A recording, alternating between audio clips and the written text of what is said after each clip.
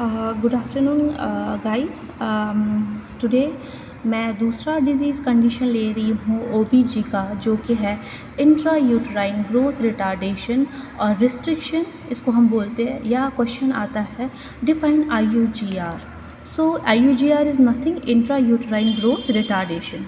तो आज हम इसके बारे में पढ़ेंगे। स्टार्ट करने से पहले मैं आपको बोलना चाहूँगी, please do comment, like and share my videos and comment sessions में बताइए आपको कैसा लग रहा है मेरा teaching, so that it will motivate me. Give a thumbs up to this video. Okay, let's start. Definition. It is said to be present in those babies. What? IUGR is said to be present in those babies whose birth weight is below the 10% of the average comparing to the gestational age. ये उन बच्चों में होता है जिनका birth weight जो है वो बिलो 10% होता है एवरेज के हिसाब से, and comparing to their gestational age. Then types इसका क्या है? Based on clinical and ultrasound sonography it is classified into two types. First, fetuses which are small and healthy. Second, fetuses where the growth is restricted by pathological conditions. Then coming to the types of IUGR, there are two types of IUGR: symmetrical IUGR, otherwise called as type 1 IUGR, asymmetrical IUGR, otherwise called as type 2 IUGR. So first of all we will see symmetrical IUGR क्या है। Symmetrical IUGR, this is caused by structural and chromosomal abnormalities, and asymmetrical IUGR is caused by maternal diseases. Suppose uteroplacental insufficiency because of maternal माँ को कुछ diabetes है, hypertension है, उनकी वजह से। अब फीचर्स क्या है एसिमेट्रिकल IUGR में और सिमेट्रिकल IUGR में? सिमेट्रिकल जो होता है ये यूनिफॉर्मली स्मॉल होता है, that will be presenting equal head. इसमें क्या होता है एसिमेट्रिकल में? इसमें बेबी मतलब जो होता है उसका हेड लार्ज होता है देन एब्डोमेन। कॉन्ड्रल इंडेक्स इसमें नॉर्मल होता है, इसमें लो होता है। इसमें हेड सर्कमफ्रेंस और एब्डोमेन सर्कमफ्रेंस जो है वो मतलब इक्वल होते हैं, and femur length is equal to abdomen. ये नॉर्मल होता है। इसमें भी head circumference is equal to abdominal circumference and femur length is equal to abdominal. इसमें क्या, मगर इसमें तो नॉर्मल होता है, इसमें एलिवेटेड होता है, ठीक है। उसके बाद ओके, यहाँ पे कंफ्यूज नहीं आप होना, यहाँ पे femur length is equal to abdominal circumference. इसमें एसिमेट्रिकल में नॉर्मल होता है, एसिमेट्रिकल में एलिवेटेड होता है। Then coming to the aetiological factors of IUGR। IUGR जो है ये किसकी वजह से हो सकता है, क्या चांसेस होते हैं? मैटरनल हो सकता है, जैसे कि हमने बोला इसकी डेफिनेशन में ही, maternal fetal placental factors, unknown factors. Maternal factors में जैसे कि होता है मदर इज़ सफरिंग फ्रॉम, ये maternal factors include short stature, जो औरतें जिन those womens whose height is below 1.45 centimeter, they are at high chances of getting IUGR. Then maternal genetic problems, then poor maternal nutrition, mother is not taking enough nutrition, lack of glucose, maternal diseases, anemia, hypertension, renal diseases, these causes of IUGR. Then toxics like अगर mother smoke कर रही है, alcohol during pregnancy, smoking, cocaine, ये भी IUGR कर सकता है। Then fetal factors में क्या आता है? फीटल फैक्टर्स में आता है structural abnormalities leads to IUGR, chromosomal abnormalities like Down syndrome, Turner syndrome, that fetal infection, TORCH, malaria, then multiple pregnancy leads to IUGR. Then placental factors, placental previa जिसको हम बोलते हैं utero placental insufficiency, abruptio placental, circumvallate placenta. Then coming to the और भी इसमें है कि unknown factors. Then diagnosis of IUGR, ये हम कैसे डायग्नोस करते हैं? Clinical examination by checking the सिम्फाइसो फंडल height, then clinical palpation of the uterus, fundal height will be less lack of 4 centimeters or more that suggests growth retardation. Maternal weight gain will be less, especially in second trimester. Then abdominal circumference will be less.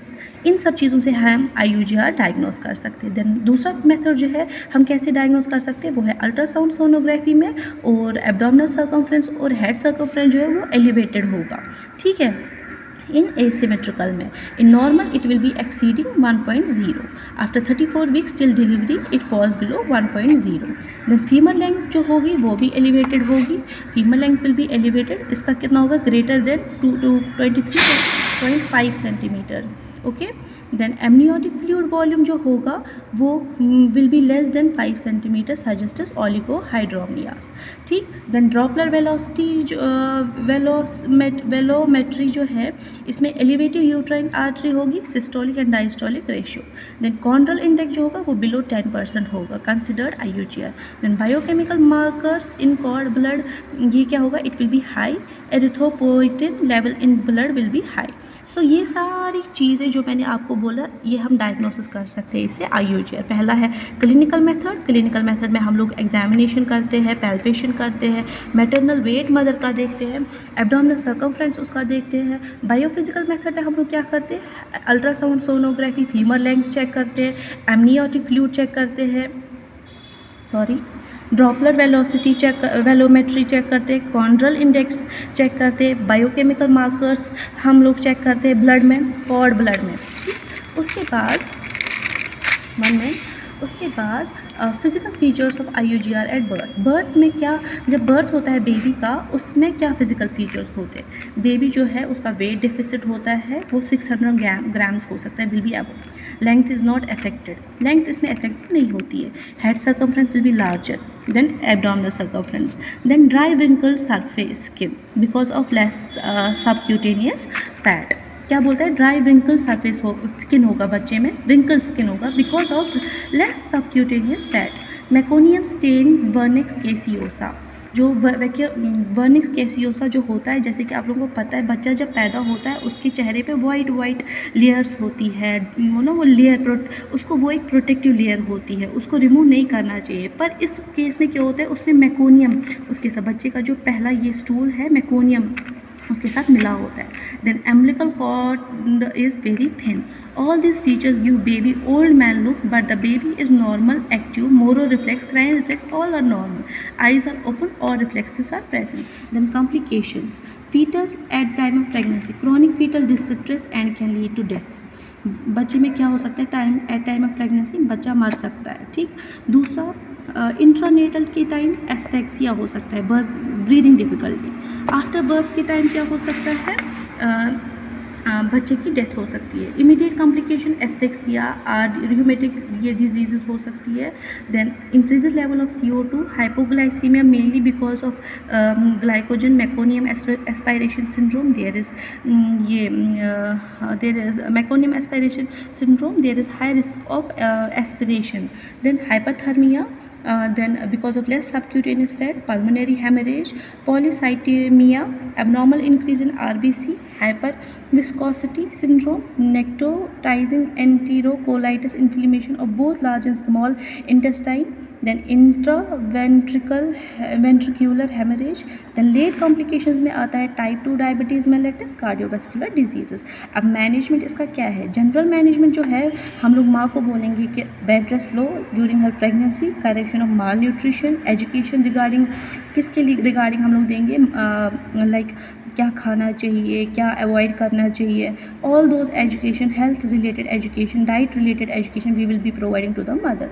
Appropriate therapy in terms of associated complicating factors, that is aetiological factors, इनको हम लोग treat करेंगे। जो अगर माँ को कोई भी हाइपरटेंशन है, डायबिटीज़ है, we need to look after that and treat that, जैसे कि hypertension, the cardiac diseases. Then coming to the also placental factors like placenta previa, avoidance of alcohol, smoking, low dose of aspirin, upper daily, this we should suggest mother to take low dose of aspirin 50 mg, ठीक है, daily. This prevents uteroplacental insufficiency that leads to IUGR. Then antepartum evaluation, serials of ultrasound has to be advised for detecting। पहले ही हमें माँ को बोलना है कि वो कंटिन्यूसली अल्ट्रासाउंड करे, सोनोग्राफी करे, ताकि उसको पहले ही पता चले इज़ देयर एनी एबनॉर्मेलिटी।